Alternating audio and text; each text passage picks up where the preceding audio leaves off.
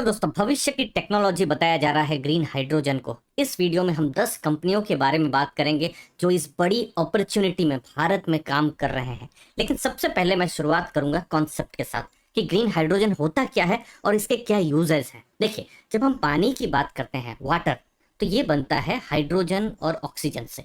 और जो प्रोसेस जिससे हाइड्रोजन और ऑक्सीजन दोनों को ही पानी से अलग किया जाता है, उसे कहा जाता है इलेक्ट्रोलाइसिस।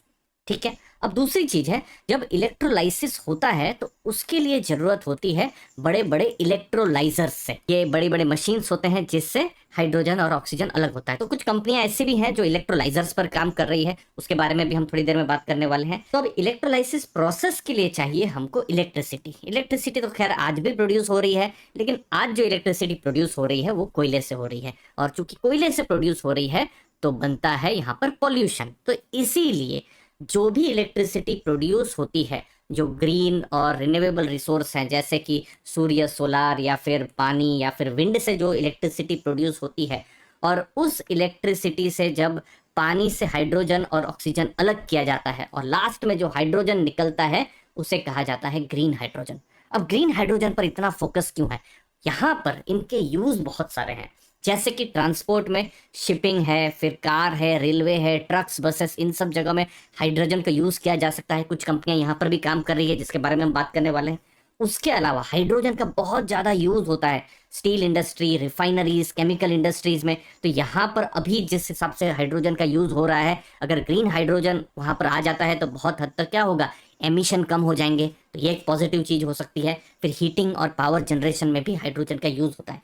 अब ग्रीन हाइड्रोजन पर जो फोकस है गवर्नमेंट का, आप ऐसा ही समझ सकते हैं कि गवर्नमेंट को एक प्लान उन्होंने किया है कि 2047 तक भारत को एनर्जी इंडिपेंडेंट बनाना है। अब एनर्जी इंडिपेंडेंट का मतलब क्या है? देखिए, जो हम यूज करते हैं पेट्रोल या डीजल, जो कि हमारी आपकी लाइफ के साथ ऑलमोस्ट रोज जुड़ा हुआ है, लेकिन बहुत हद तक जो पेट्रोल डीजल है हम बनाते नहीं हैं, इसका हमको इंपोर्ट करना पड़ता है। ये हमारे पास लेटेस्ट डेटा है, आप जैसे देख सकते हैं पूरा 2021-22 का लगभग 9 लाख करोड़ का ये इंपोर्ट हमने किया हुआ था। इनफैक्ट अप्रैल से दिसंबर, ये 9 महीनों में ही आप देखिए लगभग 10 लाख करोड़ का हम यहाँ पर इंपोर्ट कर रहे हैं। अब इसका मतलब क्या है? जस्ट मैं आपको आंकड़ा दूं, जैसे मई के महीने में जो जीएसटी कलेक्शन ही हुआ है कुछ 1.57 लाख करोड़ का। मतलब जितना जीएसटी कलेक्शन हो रहा है, एटलीस्ट 6-7 महीनों का जीएसटी कलेक्शन जितना हो रहा है, उतना या उससे ज़्यादा तो हमारा जो पेट्रोल डीजल, जो क्रूड का जो बिल है, उतना आ जाता है। तो सोच लीजिए, अगर हम ये पैसा अगर सेव कर पाए तो उससे क्या होगा कि जो भी पैसा है भारत में वो दूसरे भी काम के लिए यूज़ हो सकता है, डेवलपमेंट के दूसरे भी काम के लिए यूज़ हो सकता है। इंपोर्ट बिल भारत का यहाँ पर कम आएगा। इसीलिए गवर्नमेंट का यहाँ पर फोकस है, और ये भी फोकस है कि 8 लाख करोड़ का इन्वेस्टमेंट किया जाए और 2030 तक लगभग 6 लाख जॉब भी यहाँ मिल सकते हैं। तो ऐसा मेरा भी ये मानना है कि जैसे अभी बहुत सारे जो स्टूडेंट्स हैं वो पढ़ाई कर रहे हैं या फिर कैरियर भी बहुत लोग यहाँ शुरू कर रहे हैं, तो यहाँ पर एक बड़ी अपॉर्चुनिटी भविष्य में देखी जा सकती है। Solar energy, renewable energy, green hydrogen, तो ये अभी बहुत नई चीज़ है। यहाँ पर बहुत सारी कंपनियां यहाँ पर एग्रेसिवली अगले कुछ समय में हमको आपको देखने को मिल सकती है। गवर्नमेंट का भी यहाँ पर फोकस है। अब देखिए कौन सी कंपनियां यहाँ पर बेनिफिट कर सकती है। सबसे पहले तो जो कंपनियां ग्रीन हाइड्रोजन बनाएंगी उनको बेनिफिट होगा। फिर उसके बाद जो कंपनियां ग्रीन हाइड्रोजन का यूज करती है, जैसे रिफाइनरीज हैं, फर्टिलाइजर कंपनी है। उसके बाद कुछ कंपनियां जो इलेक्ट्रोलाइजर बनाती है, क्योंकि इलेक्ट्रोलाइसिस करना है, हाइड्रोजन और ऑक्सीजन अलग करना है, तो इलेक्ट्रोलाइजर चाहिए, बड़े बड़े इलेक्ट्रोलाइजर चाहिए। तो वो जो बनाते हैं उन कंपनियों को फायदा होगा। और फिर जो कंपनियां बस है, कार है, शिप है, वो बनाते हैं, उनको भी यहाँ पर फायदा हो सकता है। ये जो मेगा थीम है ग्रीन हाइड्रोजन की। अब बात करते हैं 10 कंपनियों के बारे में। अगर आपको इंटरेस्टिंग लग रहा है दोस्तों, मुझे कमेंट सेक्शन में आपके व्यूज जरूर बताइएगा और लाइक, शेयर और सब्सक्राइब जरूर कर दीजिएगा। अर्ली फाइनेंशियल आज़ादी। तो देखिए, पहला नाम हमारे आपके सामने है एनटीपीसी। अब एनटीपीसी तो कुछ इतना ही ज़्यादा सीरियस हो गया है कि उन्होंने एक अपनी नई सब्सिडरी बना दी है एनटीपीसी रिन्यूएबल करके। उसमें बहुत सारे काम वो कर रहे हैं और ग्रीन हाइड्रोजन उसमें से एक काम है। तो अभी क्या काम किया जा रहा है उनके द्वारा? हाइड्रोजन पावर्ड बस है, लगभग 5 बस है लेह लद्दाख में, वो अभी चलाने का उनका यहाँ पर काम शुरू हो रहा है। साथ साथ में आंध्र प्रदेश में एक हब वो बना रहे हैं। ग्रीन हाइड्रोजन को लेकर उन्होंने पायलट प्रोजेक्ट यहाँ पर शुरू कर दिया है। और ग्रीन हाइड्रोजन के साथ साथ जो रिन्यूएबल में सोलार है, फिर फ्लोटिंग सोलार है, विंड पावर है, यहाँ पर भी एनटीपीसी के द्वारा काम हो रहा है। दूसरा नाम है रिलायंस। दोस्तों ये 2021 की बात है जब रिलायंस ने अपना एक ग्रैंड प्लान बताया था कि वो 100 गीगावाट रिन्यूएबल एनर्जी पर काम करने वाले हैं। इनफैक्ट जामनगर में उनकी जो फैक्ट्री है वो 4 गीगा फैक्ट्री भी यहाँ पर बनाने वाले हैं और रिन्यूएबल एनर्जी और ग्रीन हाइड्रोजन का पूरा इकोसिस्टम ही वो बनाने वाले हैं। यहाँ पर कोई एक ऐसा नहीं है कि सिर्फ वो इलेक्ट्रोलाइजर बनाएंगे या ग्रीन हाइड्रोजन बनाएंगे, वो पूरे इकोसिस्टम में ही काम करने वाले हैं। इनफैक्ट एक स्टिसडाल करके कंपनी है जिसके साथ उन्होंने टाइप भी, यहाँ पर स्ट्रेटेजिक टाइप भी किया हुआ है और यहाँ पर उनका टारगेट है कि जो भी ग्रीन हाइड्रोजन बने उसका प्रोडक्शन जितना कम से कम हो वही उनका फोकस है। साथ साथ में सोडियम आयन, फिर सोलार सेल, बैटरी स्टोरेज, फिर सोलार ईपीसी, वहां पर भी उन्होंने बहुत सारे टाइप किए हुए हैं। तो दूसरा नाम रिलायंस, तीसरा नाम है अदानी न्यू इंडस्ट्रीज। उन्होंने भी ग्रीन हाइड्रोजन पर $50 बिलियन का उन्होंने भी इन्वेस्टमेंट का लक्ष्य रखा है अगले 8-10 सालों में।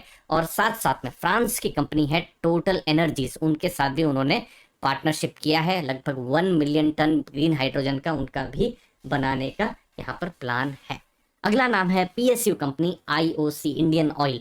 अब इंडियन ऑयल में जब हम बात कर रहे हैं तो हाइड्रोजन स्टोरेज और फ्यूलिंग स्टेशन जैसे पेट्रोल पंप होते हैं वैसा वो बनाने पर वो भी कोशिश कर रहे हैं। और ग्रीन हाइड्रोजन को, क्योंकि वो रिफाइनरी भी चलाते हैं, तो ग्रीन हाइड्रोजन को कैसे रिफाइनिंग में यूज़ किया जाए, तो पानीपत में ग्रीन हाइड्रोजन का एक प्लांट भी बनाया जा रहा है। जो हमने थोड़ी देर पहले डिस्कस किया था कि रिफाइनरी में भी हाइड्रोजन का यूज़ होता है, लेकिन अभी जो हाइड्रोजन जो बन रहा है वो क्लीन नहीं बन रहा है। तो ग्रीन हाइड्रोजन अगर बनेगा तो एमिशन बहुत कम हो सकते हैं। तो पानीपत फैसिलिटी में उन्होंने काम शुरू किया है। अगर ये वीडियो मैं लगभग 1.5-2 साल पहले बना रहा होता तो मैं आपको कहता कि मथुरा की जो रिफाइनरी है वहां पर वो काम कर रहे हैं, लेकिन वो प्लान उन्होंने फिलहाल ड्रॉप कर दिया है। अभी पानीपत फैसिलिटी में उनके द्वारा काम हो रहा है। अगला नाम है भारत पेट्रोलियम और हिंदुस्तान पेट्रोलियम, जो कि लगभग एक ही डायरेक्शन में चल रहे हैं। यहाँ पर जैसे हमने देखा रिफाइनरी को हाइड्रोजन की ज़रूरत है, इंडियन ऑयल के केस में उनको भी ज़रूरत है, तो उन्होंने बहुत ही रिसेंटली ईओआई मंगवाया हुआ है कुछ कंपनियों से जिनके पास एक्सपीरियंस है ग्रीन हाइड्रोजन बनाने का। तो कुछ ग्रीन हाइड्रोजन का वो सेटअप भी करने वाले हैं कुछ जगह में, और पायलट बेसिस में उन्होंने ग्रीन हाइड्रोजन पर काम शुरू भी किया हुआ है। सातवां नाम है लार्सन एंड टूब्रो। उनके द्वारा इलेक्ट्रोलाइजर इकोसिस्टम पर काम शुरू हुआ है। इलेक्ट्रोलाइजर जो हमने थोड़ी देर पहले सीखा कि बहुत जरूरी है, क्योंकि इलेक्ट्रोलाइजर नहीं होगा तो इलेक्ट्रोलाइसिस नहीं होगा और पानी से हाइड्रोजन और ऑक्सीजन अलग नहीं होगा। तो यहाँ पर उन्होंने कुछ पार्टनरशिप शुरू किया है और ऑलरेडी ग्रीन हाइड्रोजन का प्रोडक्शन भी पायलट बेसिस में शुरू किया है। हाजीरा गुजरात में उनकी बड़ी फैक्ट्री है, वहां पर एक कॉम्प्लेक्स में उन्होंने पायलट प्रोजेक्ट भी शुरू कर दिया है ग्रीन हाइड्रोजन को लेकर। अगला नाम है गेल। गुना, वहाँ पर विजयपुर जो कॉम्प्लेक्स है वहाँ पर वो इलेक्ट्रोलाइजर का सेटअप करने वाले हैं और ये नवंबर में यहाँ कमीशन होने वाला है।